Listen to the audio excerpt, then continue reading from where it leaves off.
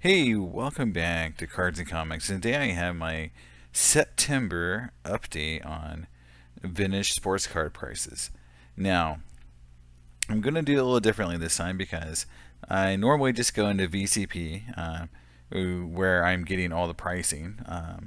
And I just kind of go through and see what current auctions have been bringing and kind of comparing it to prior auctions and just seeing like if the market's up or down for key cards that I know have been selling because I watch a lot of auctions, especially the big auction houses. And when there's auctions on eBay now with PWCC leaving eBay, obviously that you have to kind of pay attention to multiple websites now. So, but this week I'm going to do it differently. I'm going to do what I call a year over year or 52-week update. So this is basically starting from September 2020 to now.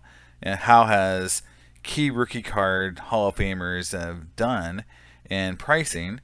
And I'm going to look at football and baseball. So I was going to do hockey and basketball, but I felt the video would be too long, so I might do hockey and basketball into later videos. But right now I'm going to focus on football and baseball, and I'm going to focus on mostly Hall of Fame rookie cards. I threw some other cards in there because there were some questions I wanted to answer that I've been thinking about. So they're in the update, so let's go. It's a 52-week update. So September 2020 to September 2021. How has key sports card rookies been doing? So we're going to start in baseball now. And so we'll start with obviously two big ones. And what I did was I selected the grades that had some of the most volume in terms of sales. And I also, again, this is coming from VCP, I'm also comparing SGC pricing to PSA because it's been in a lot of videos lately, about PSA versus SGC pricing. And so I wanted to just see what the actual valuation differences are and to see if PSA and SGC are starting to get more comparable. Now, we're going to start with 48 Leaf Jackie Robinson. My PSA that I'm always going to say about 48 Leaf cards is this. It's the most trimmed and altered vintage set that's out there, I believe, because of how the 48 Leaf set was made. A lot of them are miscut or overcut in terms of size, and so therefore they can be trimmed up to standard size. I'm doing air quotes, but you can't see me. There is no real standard size for 48 Leaf, and that makes it very easy for trimmers to get away with it. So, and I know there's been a lot of videos about HGA recently, and I might comment about that, but this is one of those issues why human graders are sort of needed for some of these years because AI and just looking at the measurements of cards will never be enough, and even 3D, whatever imaging won't be enough for some of this stuff. So, but anyway, going back to 48 Leaf Jackie Robinson. It's a pop count of 223 in a PSA or SGC4. Now, if you look at it, it's one of the few cards that has been very stagnant in pricing from last year to now. And obviously, there's peaks and valleys. So I'll do another PSA is that, in general, pricing is getting more stable or has gone down from the peak in February, March, and April. So if you do any comparison, that's why I want to do year over year, because if you compare to February, March, all the prices are crashing, for most cards. But if you compare it to last September or year over year, you see a better picture of how it's performing. Now, in this case, this card has really been stagnant. One of the other theories I had was cards aren't selling as often. People are holding them in collections, but so I've got the number of sales in the same time period between 2020 and 2021, and you can see in 2021 this card is sold twice as often, and the price tag recently is getting very close to last year's price tag, and now in SGC it's gone down, which is interesting, and that's not the trend, so don't think every SGC card's gone down, but this one has. So it just shows that this card kind of really took off in every grade, and now maybe this correction is really starting to settle in and it's kind of a weak card, and there's a lot more of them. A pop of 223 is not exceedingly rare. It is on the lower end of pops in terms of just from a commonality standpoint. And what I'm saying is, anything below 100 is pretty rare in terms of vintage pop. 100 to say 200 is, kind of rare, and then over 200 to 300 is you're in that range of hard to get, but still accessible. As you can tell, both the Maze 51 and 48 leaf Jackie have been sold, multiple times a month. If you think about it, there's 9 months, well, they're selling once or 2 times a month. So it's not impossible to get. But it's definitely not as often as 70s or 60s Hall of Fame or rookie cards in terms of total sales. But, they're harder to get, but they're not impossible. You get into some other cards, earlier, you might see one sale a year, and those cards are very hard to get. But these aren't them, and that's why I chose these grades, because I wanted to have enough data. But you can see right away that SGC just has a fraction of the sales as PSA. And this is a trend that's going to happen throughout this whole report, and I'll summarize it at the end.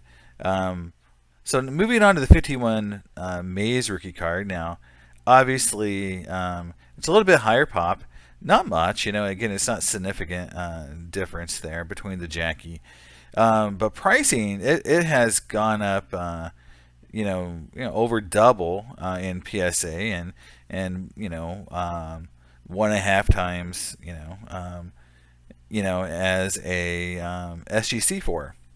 And so, I did a video, and my first pricing video I ever did was really around Willie Mays and how he was, very undervalued. And this is showing that that's still happening, that Willie Mays cards are still undervalued, in my opinion. And you're still seeing the price delta going up and up, whereas, a lot of cards have cooled off tremendously, between the highs of April and March, April, and now. Willie Mays cards really haven't, and they're still really bringing top dollar, or in some cases still going up in value. So this is one of those cards that has become iconic, and 52 tops, for Mano, for example, is much more iconic than the 51 Bowman. But I think the 51 Bowman Maze is becoming a card that people are going to continue to chase because it's a true rookie, and I think that has a lot of meaning now, and I think we're just going to see this card get stronger and stronger. Now, moving on to Hank Aaron, I'm trying to pick multiple cards in years, and trying to just get an overall feel. And this 54 Hank Aaron is really, really interesting to me because the price delta between it and the SGC card in a PSA 6 isn't as high as I thought it would be. But the one thing that I would tell you is that in general, the SGC card this year sold a lot. Let's say it hasn't sold that often, and I think the last sale was maybe in that April-May time period. And so obviously, this card is going to be affected by the fact that you have 51 sales of this card in PSA 6 compared to 4. So less than 1/10 the amount of sales are happening in the SGC version of this card than PSA. So 1 or 2 high sales really skews the SGC data, and that's going to be common. So again, as just a general rule of thumb, is the SGC pricing data isn't very accurate. The standard error is going to be really high when you look at this data, and the fact that you only have few data points. When I do data analysis for my job, I do government, work, and we get the rule of thumb of 30. You got to have at least 30 data points where you can do any sort of data analysis according to the government. And in this case, I do have 30 for the Aaron in 2021. I have nowhere near 30 for any SGC card, and it gets even worse for some years. So you can see the SGC is gaining a little bit on this card, but again, it's skewed a little bit by the fact that one hasn't sold in a while. And again, this card is cooling off. Compared to the 51 Bowman, which hasn't really cooled off at all, this 54 Hank Aaron, because there's 51 sales, double what it was in 2020. It's just that there's so many of them being sold. Because if you think about this, that's in 9 months. That's what, almost 6 times a month, or 1.5, 1 or 2 a week is being sold on eBay or on other auction houses. It's just there's a lot of availability, and so when there's a lot of availability, even on cards, and this has got a high pop count, it's almost 700. It's not going to be a card that's rare enough, I think, to continue this exponential growth rate, but it has gone up 75%. So it's definitely a card that's really very liquid, and people are selling a lot of it at high price. But it's a card that I really think you can't really predict it's going to keep going up in this exponential way as maybe other cards like that are harder to get or a little more iconic or from tougher sets. So, but it's a great card, and I would love to have one. I used to have a 7, and I sadly sold it when I moved. Hopefully to get it back one of these days. 60 Willie McCovey. I love this card, and it is a little harder to get. So 6 years out, 6 years later, you got the 60 McCovey, and it's got a pop of 289. These are all PSA pops because SGC does not have a pop report, and therefore, I'm just going off a PSA pop report just to show you that a lot of these cards are available. In some cases, like the Aaron, highly available. In case of the McCovey, they're on that hard to get range. And here you can see that really the second card for SGC that's gone down in price, again based on 2 sales in 21, and the PSA has gained doubled, over doubled in price since 2020. So and I just chalk this one up to really being, it had a low base. It started at less than $1,500 for a hard to get Hall of Fame rookie card from a cool set, and the price correction is just happening. And I think this makes a lot more sense. Sales wise, it has about 18 sales in 20 and 18 and 21, 2 times a month. So it's just available enough to get people to, that want to get one, but they may have to pay a little bit more for it because only 1 or 2 come up a month. So again, it makes sense, and I think this card was undervalued. And obviously, SGC, there's not many available. Moving on to 63 Stargel. Now, this is an interesting one just from the fact that the delta between it and both these cards are really interesting because of the deltas here between SGC and PSA. Now, the Stargel, the delta, obviously, is, you gotta take that with a grain of salt because of the standard error, just the total number of samples here, 3 versus 29 and 21. Obviously, the SGC has gained a lot in price, but again, I go back to the fact that only a few of these sales have happened recently. In fact, again, none of these have happened in the last couple months for this card, for the 63 Stargel. Now, for the 67 Seaver, it's a different story. And again, pop count on the Stargel is, high. It's relatively high for this time period and sets. But the Seaver's got a very high pop count for its set as well, and so it's not really rare. Now, you will say, like, oh my gosh, these 2 cards prove SGC's gaining a lot of ground on PSA, and the 67 Seaver is the anomaly. It's the only card in this data set I found where the SGC 8 outsold PSA in 2020, and based on 1 sale. Again, this is why, and it's very close in 2021. But, if you look at it, the last sale was on 8/24. And so that is something you just have to think about, is that's somewhat recent. That's past that April February, March, April time period where everything was super, super high. So you've got, this sale definitely is a legitimate sale, but again, it's one of four. And if this card was selling 30 times a month versus 4 times a month, would that delta be a lot different? Because here's my theory on SGC cards, and I think it's got some merit because I have experience doing the same thing. Was people will sometimes pay for SGC cards trying to get a bump. So this happens a lot in 7s and 6s, and I'm going to do an article about that. But where you'll sometimes see 7s and 6s for SGC because they don't sell as often, again, as PSA cards. So, but you'll see someone overpay for a well-centered 7 or 6 trying to get a bump on grade to PSA. And I did that a lot, and I've got the 76 card SGC to PSA crossover video to prove it. That's what I did for a couple years. I was trying to build my collection by buying SGC cards and bumping them.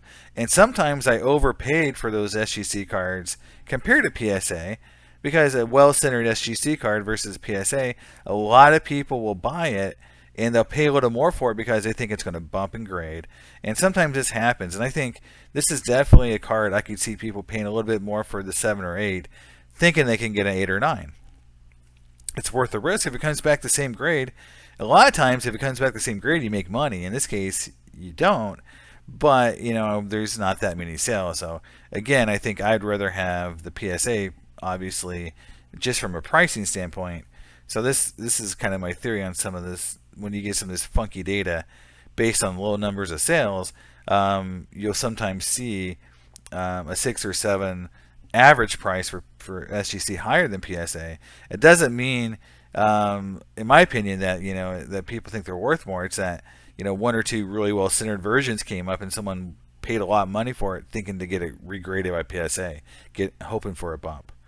Now here's a non-Hall of Fame rookie card. I know, 71 Thurman, but I just want to see what a low pop card looked like compared to high pop cards, because this is the juxtaposition here is this 71 Munson is hard to get. Everyone knows it. But this Brett rookie card is really easy to get. It's one of the highest pop rookie cards out there in the 70s, right? And so you can see that the Munson hasn't really gone up. And I find this really interesting in PSA, while in SGC it's gone up tremendously. And again, it had a much lower base to start with. But again, number of sales, now it's a rare card. So you'd expect the PSA sales to be lower. But SGC theoretically has a little bit higher sales than some other cards, so people are it's a little more available than you would expect for a low pop card. But the pricing isn't gone nuts, and the delta between SGC and PSA is over $1,000 between the two cards. So the PSA is worth quite a bit more still, but it really hasn't gone up that much, and you would think it would have. But I think this is an example of a card like this is all based on popularity. It's a cool looking photo. It's a second-year card, and his rookie card has multiple players on it, and it's a low pop. So those things all working for it, but it's not a rookie card. And if this was his rookie card, it would be worth 3 to 4 times more, in my opinion. It'd be a $10,000 card at some point. It's not a rookie card, and it just, that little fact there keeps it from going nuts. And the pop report has gone up a little bit over time. It's a card that used to be sub 100. And when it was sub 100, that's sort of a magical number amongst amongst collectors that really pay attention to low pops in the 60s and 70s. Once it got to 125, and it's going to continue to go up a little bit at a time, it lost a little bit of the mystique of being a sub 100 Hall of Fame, or not Hall of Fame, but almost Hall of Fame player that's very popular.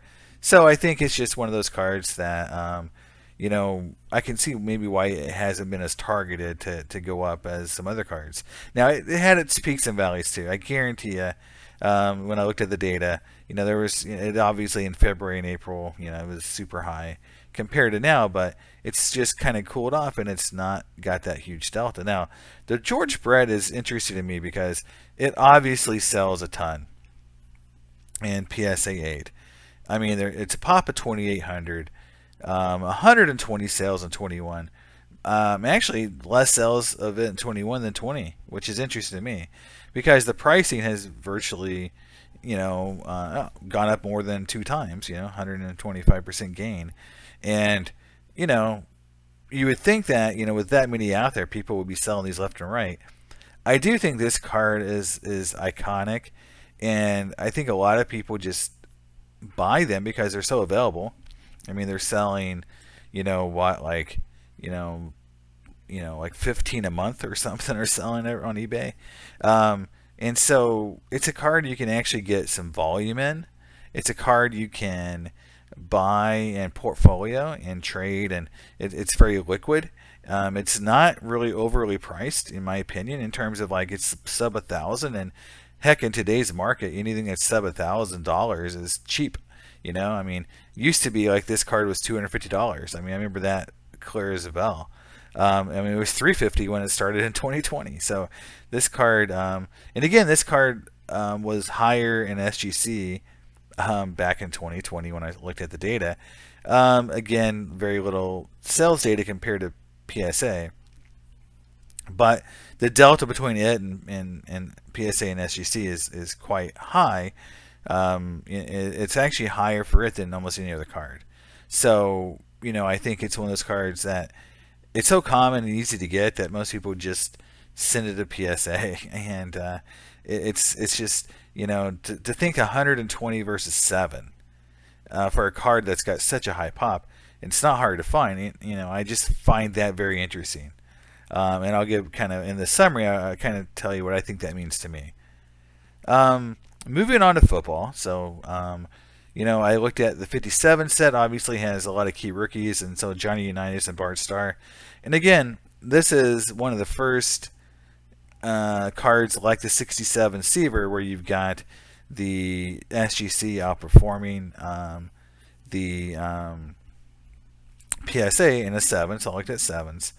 And obviously in 2020, there was a huge delta. Now it's swung the other way, and you can see the PSA has actually gone down in value. And I think one of the things is that it kind of has, I don't know, it's not really that available, but 563 sevens is quite high. I mean, look at that compared to Bart Starr, almost half.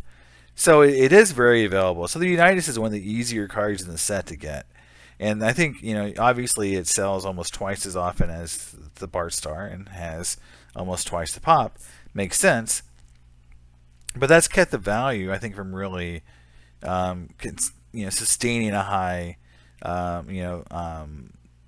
value versus 2020. So now I also think that there's a lot of funkiness in the data here, because there's just not that many sales. Now, if you look at the last sale of this SGC card, sorry, I got that number the wrong spot, but it last sold in July 23rd for $3,000.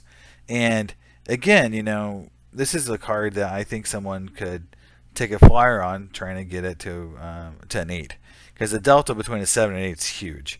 So I think this is a card where, I was going to guess is, it's cheap enough that someone took a flyer on a card, paid a little bit more for it than PSA was going for at the time, and hoping to get a bump or hoping to cross it over. So, but there's just not enough sales data to make a lot of inferences. Again, you're going to have a big standard error there with such a low sample size.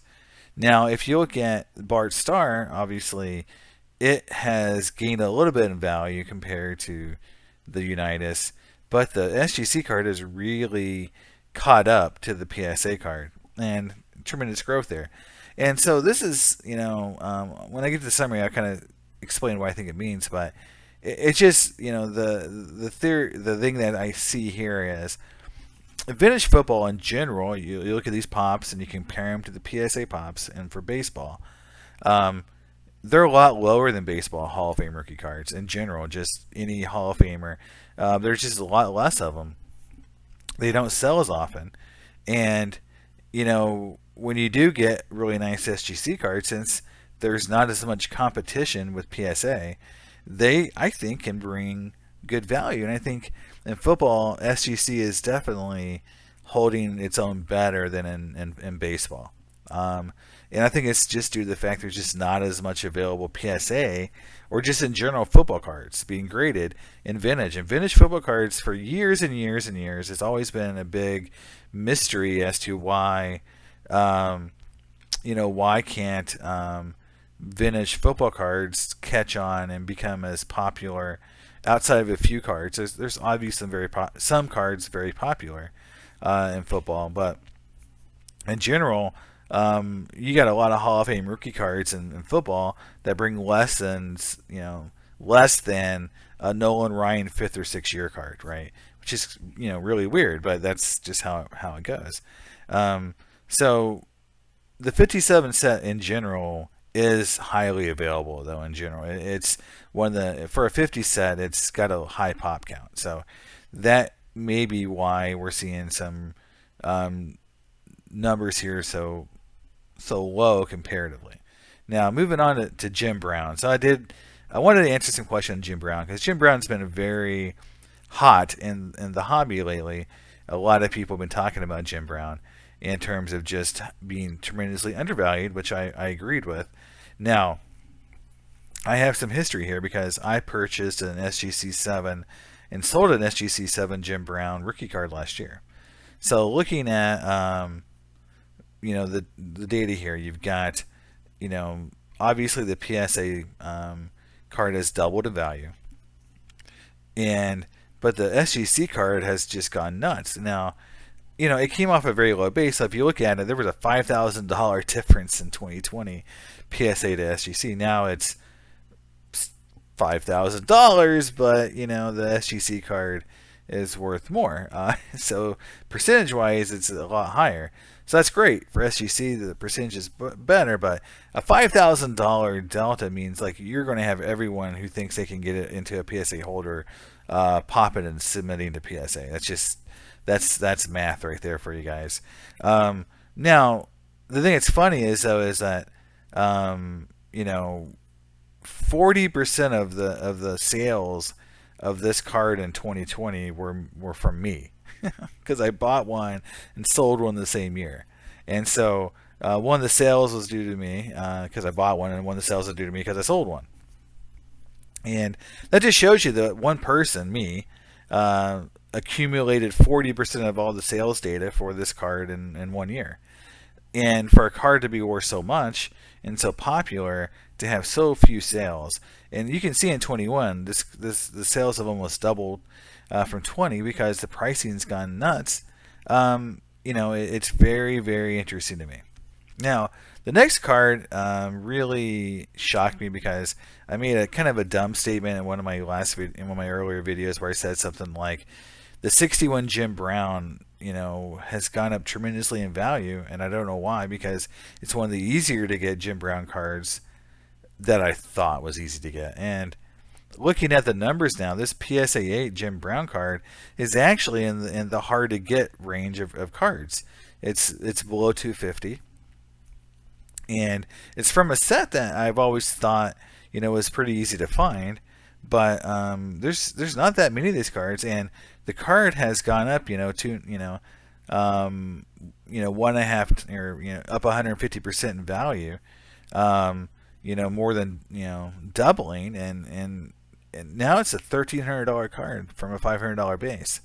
Now, it's very interesting to me that this card is not sold in an SGC 8 in 2020 or 21, and this just speaks to the issue with SGC.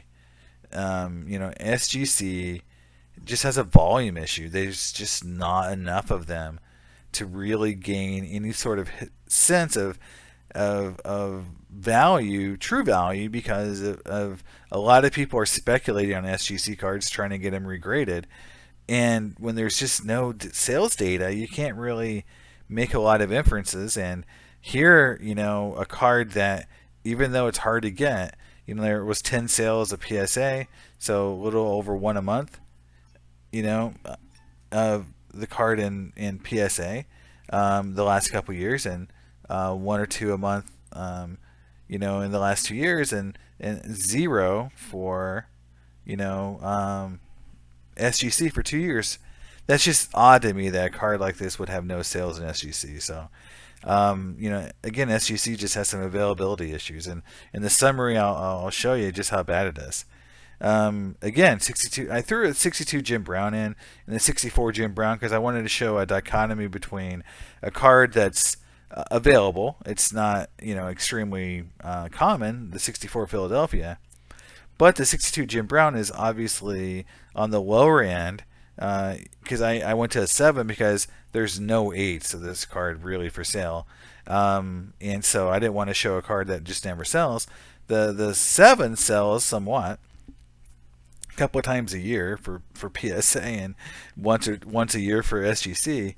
But you can see there's a huge delta between PSA and SGC. Now, I've actually had this card before, an SGC card. I've had this and the Ditka both, and they did not cross over at all very well. And I didn't cross the Ditka over. A friend of mine did. I sold it to him, and he got, he lost one. It was like an SGC 7.5, and it came back like a 6.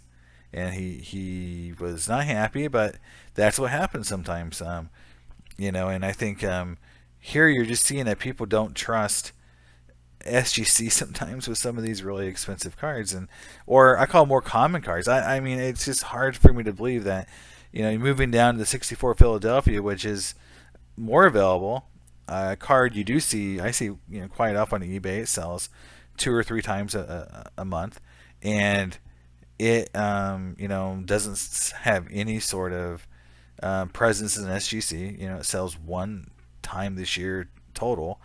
And this card has more than doubled in value in PSA, while in SGC it's just kind of gone up 40, a little over 40%. So again, in both of these Jim Brown cards, you can make the inference here. It's just that there's not enough SGC cards available to really have any sort of sales data, but also it just shows that, they're people just choose PSA. And that's just how it goes. And I think if you look at pricing, again, SGC is a lot closer to PSA in these football cards than they are in baseball. So maybe we'll start seeing more football cards getting graded in SGC due to the fact that they are closer in price to PSA. Moving on to Joe Namath and Terry Bradshaw. Here again you see the delta on PSA 6s and SGC 6s for Namath to be virtually identical. The cards have gone up almost the same exact amount in the same time period.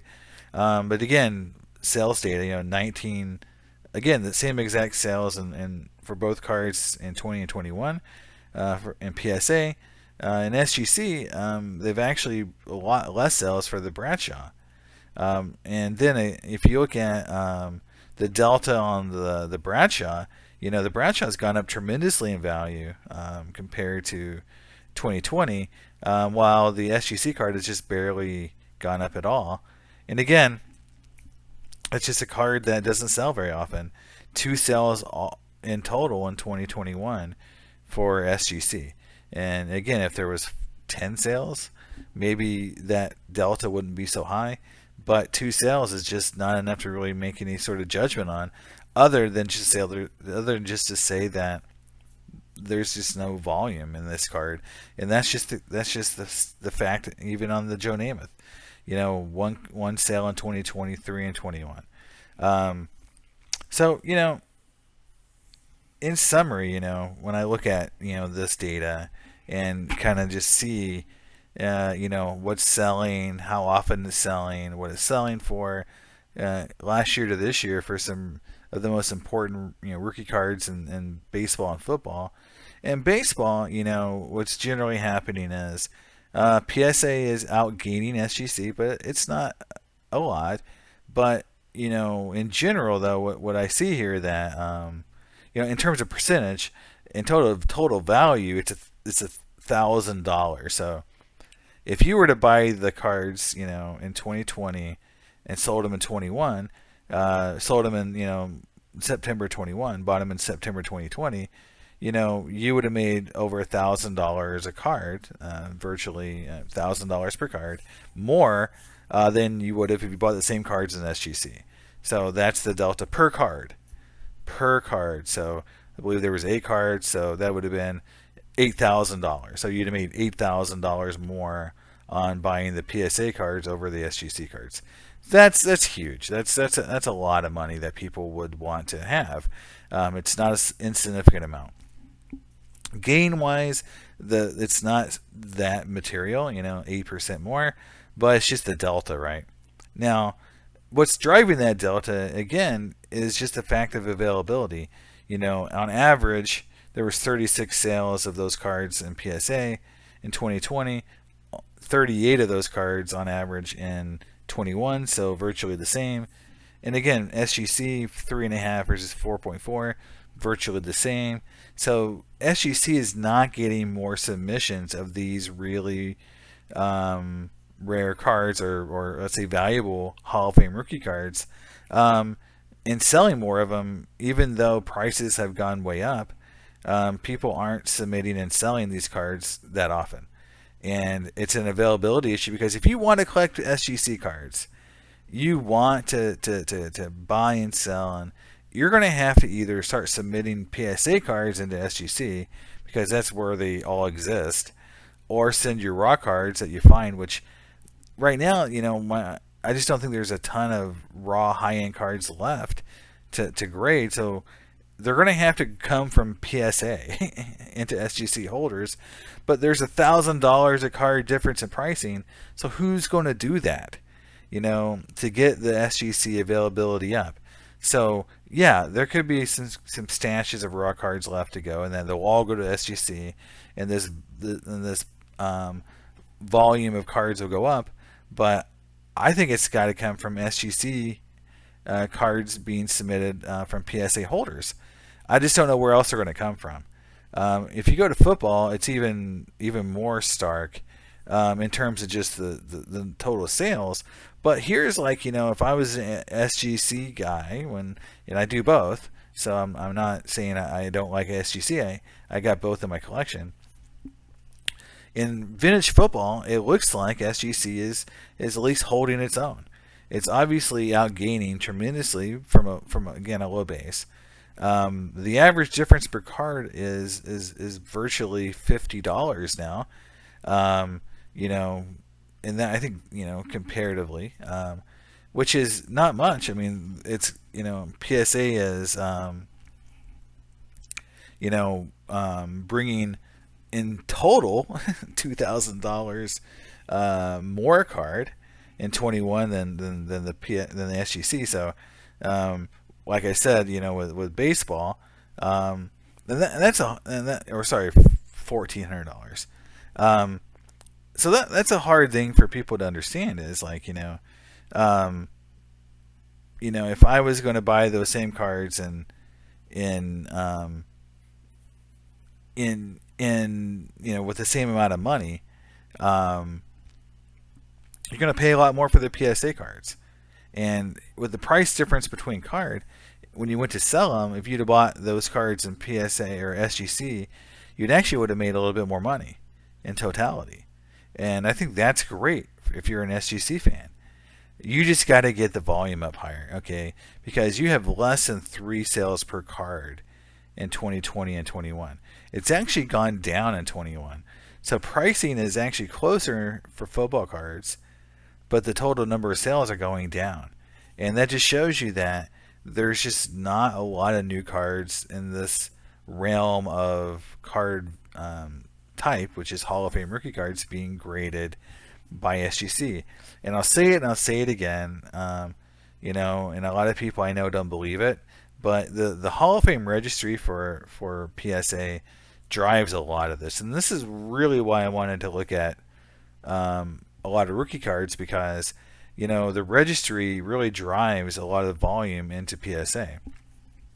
And you can just see these total sales in 20 and 21 versus PSA versus SGC just shows that there's a volume issue with SGC. They do not have enough cards graded and available for sale or that are selling month in, month out to really establish a market. And so, PSA fans are going to have to start, or, to create more PSA fans, are going to have to find some way to get these iconic cards in their holder up for sale. And when they start doing that and these deltas stay the same, where you've got virtually no difference in football, and you start narrowing the gap a little bit in baseball, which will fuel this kind of conversion, it'll happen. In baseball right now, there's no reason to do it because the delta is too high. In football, it's not a huge delta, but in general, the cards are worth more, right? In PSA, so that's what people are looking at. So I think to get SGC really in the game, they just have to get more volume. But in general, overall, there's a healthy gain from 20 to 21 in both football and baseball. And, I think it's going to be interesting to see, year over year, doing a similar report next year, right? And the good thing about documenting these kind of things is I can do the same report next year and say, hey, the same cards year in, year out, 2020 versus 21, 21 versus 22, and, how's it really doing? And I think that's a great thing about VCP. You can go back so many years and look at this stuff. So that's my video. I got some videos coming out pretty soon about 91 Stadium Club. I also am going to be doing a one-to-one comparison of Card Ladder versus VCP. I keep talking about VCP. They don't sponsor me, so if anyone thinks I'm a VCP shill, I'm not. That's the technology I use to get grades or to look at pricing. Sorry, not grades, but pricing. So I'm going to do a one-on-one comparison, and hey, I may love Card Ladder. I've never used it before. I just got a subscription, and I'm going to do a comparison and how I look at cards and what I use it for, and maybe I'll find a new tool that I love. So I'm looking forward to it. So until then, I'll see you guys next time, and bye.